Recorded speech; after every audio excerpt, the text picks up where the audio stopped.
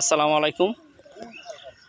এটা গাজীপুর বিলবেলায় দেখেন, মানে একদিনের ডলে, মানে নিম্নচাপে যে ডলটা হয়েছে, বৃষ্টির পানি দেখেন মাশাআল্লাহ অনেক পানি হয়ে গেছে।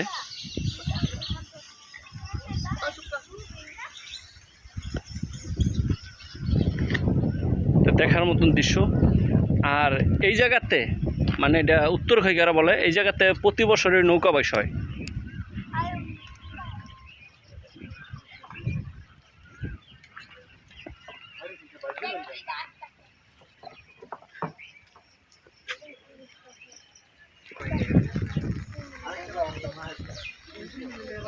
দেখেন